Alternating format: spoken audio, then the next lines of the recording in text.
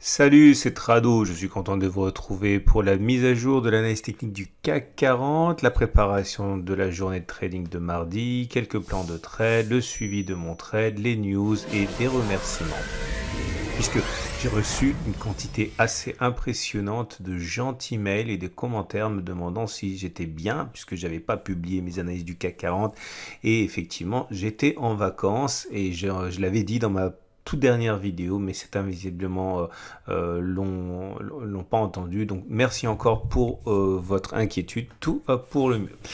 Et du coup, il s'est passé en l'espace de 2 séances suffisamment de choses pour remettre à plat le graphe. Mais avant tout, savoir ce qui s'est passé aujourd'hui est important puisque effectivement, ça a été un cafouillage technique hein, avec Euronext qui a arrêté de coter pendant plusieurs heures, puis il a rouvert, puis il y a eu un bug à la fin, les cours cotaient encore après 18 heures, donc il y a eu annulation de milliers d'ordres, etc. Bon bref, au retour, on a 0,13% de baisse, donc une stabilité on va dire. À noter quand même que les marchés américains ont fini dans le rouge foncé avec des difficultés dans l'accord entre démocrates et républicains pour le plan de relance. Et la séance du jour hein, permet quand même de mettre en évidence un canal noir ici, ascendant, qui est en fait l'héritier d'un canal plus étroit qu'on avait fait figurer, qu'on ne fera pas figurer encore parce que maintenant c'est bon, fini, mais on a un grand canal. Une cassure de ce canal pourrait entraîner soit une latéralisation, soit une baisse, mais pour l'instant, tant qu'on est à l'intérieur de ce grand canal, il n'y a aucune raison de penser que les vicissitudes de court terme puissent avoir une importance. Hein. Ça veut dire clairement que même si on abandonnait la bagatelle demain de 1,4% par sympathie hein, avec les marchés américains, on serait toujours en bas de ce canal, donc il n'y aurait pas a priori de grands problèmes. À noter la présence d'une oblique descendante ici qui a martyrisé les cours, hein, c'était sur les plus hauts de la séance, puisque n'oublions pas quand même que sur les plus hauts de la séance, on engrangeait plus de 1%, pour être précis 1,17%, mais cette oblique descendante rouge couplée à la résistance intermédiaire des 4985 000 qui a été créée sur la séance du 12 octobre, ça a été suffisant pour entraîner une décrue. Alors j'ai reçu des mails pendant mon week-end en famille me disant mais pourquoi t'as pas fait figurer la fourchette d'Andrews avec ce plus bas, ce plus haut, ce plus bas consécutif qui donnait précisément les plus hauts qui ont été atteints sur la séance ici du 12 octobre. Alors la réponse compliquée c'est qu'effectivement j'y ai pensé mais je l'ai pas fait. La réponse simple c'est que j'y ai pas pensé en fait et bravo à vous si vous l'avez vu. C'était quand même un avantage déterminant que de repérer cette fourchette d'Andrews et pour l'instant hein, bon, bah, on a subi un coup d'arrêt, on peut être emmené à toucher le bas de cette figure sans remettre en cause la fourchette d'Andrews. Je vous rappelle que tout ça c'est explicité dans le pack tout Trado. Et nous voilà donc avec des éléments graphiques qu'il faut compléter avec le champ de japonais du jour qui a peu de signification au regard de la séance mouvementée à laquelle on a assisté. Et comme vous pouvez le voir, bon, il n'y a pas grand chose à dire. Hein. C'est une longue mèche haute, une longue mèche basse, ça veut dire qu'il y a beaucoup d'incertitudes. On termine sur une bougie rouge, ça veut dire que c'est une bougie qui est globalement baissière, hein, avec une pression baissière, mais bon, on retiendra surtout l'amplitude assez exceptionnelle, hein, puisque entre les plus hauts et les plus bas, on a quand même perdu 2,24%, et à partir de là, bon, il faut savoir que le doute commence à habiter les investisseurs à mesure que les grandes échéances approchent et non pas de solutions, hein, notamment le Brexit, les élections américaines, etc. Les éléments techniques qui nous intéressent aujourd'hui, c'est la moyenne mobile à 20 jours et le fait notable, c'est qu'elle recommence à monter, donc la tendance générale est haussière, tout à fait. Par contre, la tendance de court terme, elle est neutre, hein, puisqu'on est avec une M7 qui monte, mais on est en dessous. De la même manière, la moyenne mobile à 50 jours est neutre aussi, puisque elle est à plat, donc la tendance de fond est neutre, la tendance de court terme est neutre, mais la tendance générale est haussière. Les bandes de Bollinger ne disent rien de particulier, hein. Il y a une contraction des bandes de Bollinger, donc une réduction de la volatilité. On suivra ça de près.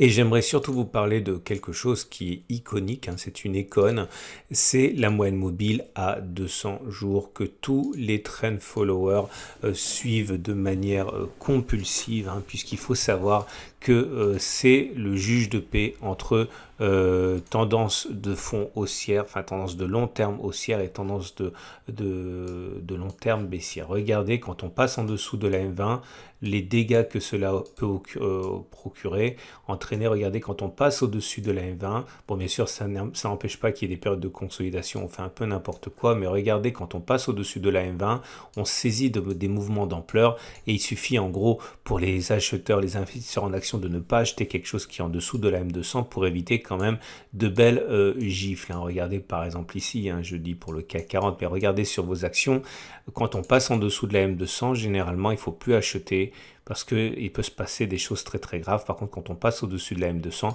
ça peut entraîner des choses quand même assez sympathiques. Donc aujourd'hui, voilà ce que j'ai backtesté pour vous. C'est tout simplement le fait de mettre à l'épreuve cette réputation très élogieuse de la M200 comme étant quasiment, j'exagère à peine, l'alpha et l'oméga de l'investissement de long terme. Et vous comprenez pourquoi j'en parle, parce que on est à son contact là, ok, c'est absolument pas fortuit.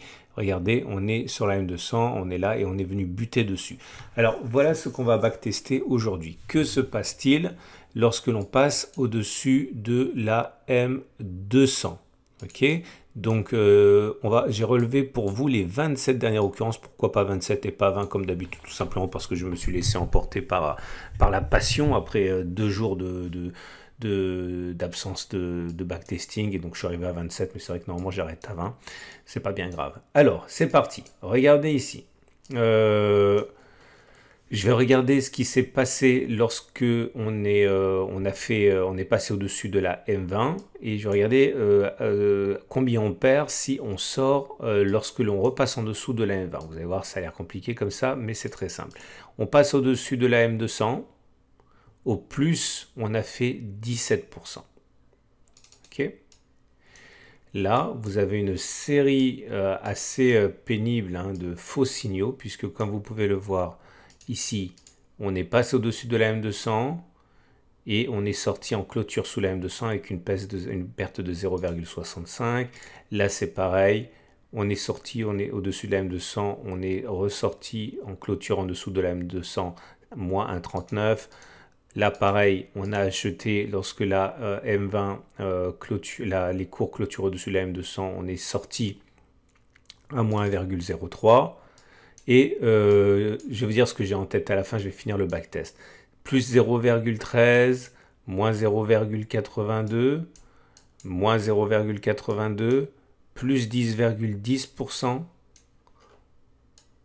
plus 21,94% au mieux, moins 0,87, moins 16, moins 1,18, moins 0,59, moins 4,36, moins 0,98, moins 0,69, plus 9,65, plus 20,43, moins 0,2, moins 0,6, moins 2,11, moins 0,7, moins 0,89, plus 23,42, plus 24,15, moins 2,29, et là je me suis dit, attends, ça va faire plus que 20, et je me suis arrêté donc à 27. Alors, vous allez dire quand même, est-ce que ce serait pas le backtest le plus pourri depuis la création des backtests sur le site? Vous n'aurez pas forcément tort, parce que dans 26% des cas, on est sorti avec une perte. Et dans 26% des cas, on est sorti avec un gain. Et dans 74% des cas, on est sorti avec une perte. Alors là, normalement, si vous êtes débutant, ce backtest a rejoint le paradis des backtests perdus. Mais comme vous n'êtes pas débutant, si vous êtes sur mon site depuis un peu de temps, vous savez qu'il faut regarder tout. Et en l'occurrence, combien on gagne quand on gagne et combien on perd quand on perd. Et en fait, si je regarde les gains, on se rend compte que, eh bien, sur les 7 trades qui sont sortis avec un gain, on a fait plus 17,16, plus 10,10, plus 22, plus 9, plus 20, plus 23, plus 24, etc. Bref, des gains qui sont très importants, alors que les pertes, vous l'avez remarqué, sont très limitées. C'est généralement 0, quelque chose à 1%. Bon, alors, si je backteste une sortie aléatoire à plus 9%, c'est-à-dire clairement quand c'est gagné, je prends mes profits à 9%, et quand c'est perdu, je sors lorsqu'on est en dessous de la M200, et bien finalement on arrive à une espérance mathématique positive, c'est-à-dire que vous arrivez à une formule qui est en fait le taux de réussite ici, 26% multiplié par le gain moyen, on va dire qu'on va prendre 9%, mais on fait beaucoup plus en vérité, et le taux de perte qui est de 74% avec la perte moyenne qui est de 1,2% de perte, eh bien vous arrivez à une espérance mathématique qui est positive. Autrement dit, même avec des statistiques aussi pourries, eh bien vous arrivez à un backtest qui montre que s'il était valable, et il n'est pas valable parce que 20 opérations c'est pas suffisant, eh bien on a quand même sur le long terme la possibilité de gagner de l'argent. Et là encore, j'ai pris le pari qu'on sortait à 9%. Et vous avez vu que on a eu 24%, plus 23, plus 20, plus 17, plus 22, etc. etc. Donc j'ai vraiment pris la solution la plus conservative et je ne vous cacherai pas que si on est un peu plus gourmand et qu'on accepte de perdre même 9 ou 10% et qu'on prend que les gains au-dessus de 17%, c'est beaucoup mieux. Enfin voilà, j'espère surtout que vous comprenez la démarche. Ce qui nous amène donc aux autres éléments techniques. Alors, bien sûr, ça ne veut pas dire, naturellement, ça ne veut pas dire que dès l'ouverture ou dès qu'on clôturera au-dessus de la M200, il faut acheter. Il faut savoir en quel moment vous allez rentrer, à quel moment vous en prendre votre perte, à quel moment, etc., etc. Il faut encore backtester votre solution. Mais déjà, avec ce backtest très très simple, vous voyez que ce n'est pas parce qu'on a 74% de chance de perdre de l'argent que, enfin, pardon, 64% de trades perdants, qu'il faut jeter ce backtest à la poubelle. J'espère que vous l'avez bien compris. Et ce qui nous amène donc aux autres éléments techniques, bon, pas grand-chose, hein. Les indicateurs techniques rapides ont délivré un signal baissier, c'est le stock Castic qui est passé en dessous de son signal, c'est également le MACD0 qui est passé sous son signal. Par contre, les indicateurs techniques lourds, lents, sont toujours positifs, avec le RSI au-dessus de 50, le momentum au-dessus de 0, le MACD au-dessus de son signal. Bref, la contagion des indicateurs techniques vers les indicateurs lents ne s'est pas faite pour l'instant. On va terminer avec l'Ishimoku. Et l'Ishimoku nous dit que c'est super neutre, il n'y a pas grand chose à dire. Je vais enlever les... Voilà. Je vous rappelle que si vous voulez la même plateforme que moi, ça se passe directement en dessous de la vidéo. Il y a un lien pour ouvrir un compte gratuitement avec PRT. Bon, c'est neutre, hein, cherchez pas. Vous voyez, la SSB elle est plate, le nuage il est plat, la Kijun elle est plate, la Tenkan elle est plate. Dès qu'on monte, on se prend le nuage dans la tête, même s'il n'est pas orienté. Ça fait jamais plaisir de se confronter. Donc il y a toujours des vendeurs qui se mettent là, même s'il n'y en a pas beaucoup. Et de la même manière, lorsque les cours font que la lagging span monte, et bien ils se prennent les cours sur la tête justement. Puisque je vous rappelle que attention, ça va piquer les yeux. Lorsque les cours sont établis, la lagging span est 26 périodes derrière. Donc quand on est ici sur les cours, ça veut dire que la lagging span vient se heurter à la lagging span vient se heurter à la Kijun. Donc voilà, il y a tout un ensemble de falaises ici qu'il faut passer. C'est pour ça que la tendance elle est globalement neutre avec les courbes qui sont à plat. On passe au trade du jour. Alors, si vous êtes haussier, si vous êtes haussier, vous avez plusieurs solutions. Vous pouvez pas faire le coup de la M200 parce qu'on est toujours en dessous, mais vous pouvez par exemple envisager d'acheter, mais moi j'attendrai qu'on se rapproche quand même du canal demain si on y va. L'idée c'est d'acheter, je sais pas, imaginons qu'on par sympathie on abandonne 1% ou 0,8%, on se trouve à 4192. Si on va chercher le bas du canal ou même un peu au-dessus, vous pouvez acheter.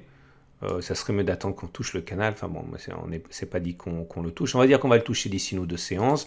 On met un stop à 1,03%, on va même se mettre en dessous du précédent creux, donc 1,5%. Si on vise la résistance intermédiaire des 4880, 5000, on a 2,23%, vous avez votre ratio gain-risque, ça tient la route. Si vous voulez mettre dans le sens de la baisse, par contre, alors là, à mon avis, il faut parier sur le fait qu'on a une oblique qui va nous bloquer et la résistance, comme c'est passé aujourd'hui. Par contre, il faudrait attendre que ça remonte un petit peu. Si par exemple en séance, on remonte un petit peu comme ça, que vous arrivez à prendre un stop loss à 1,3%, ok, et que vous visiez sur un retour sur soit sur le bas du canal à 1,3%, c'est un peu limite, il faudrait attendre que ça remonte un petit peu plus. C'est dangereux de parier sur une cassure du canal, parce que vous risquez de prendre tous les acheteurs en opposition. Donc attendez que ça monte un petit peu. Enfin, je ne donne pas de conseils, c'est ce que je ferai moi. Donc voilà, 1% de perte au-dessus des obstacles, et si on retourne sur le bas du canal, ça fait 1,12%. Bon, on y est à peu près, voilà. J'espère que ça vous a aiguillé. Réfléchissez bien à ce qu'on a backtesté aujourd'hui, parce que quand on est jeune, on cherche le Graal, un jeune trader, on cherche le Graal du trading et on arrête dès qu'on a un mauvais taux de réussite. Et vous voyez que ça n'a rien à voir. Ok, ne soyez pas dupes, soyez intelligent dans votre façon de travailler le trading, hein. Tout est une question d'espérance mathématique, hein. C'est-à-dire taux de réussite multiplié par gain moyen moins taux de perte multiplié par perte moyenne. Si c'est super à 0, c'est une espérance mathématique positive. Si c'est en dessous, bah, c'est pas bon, hein. Ok.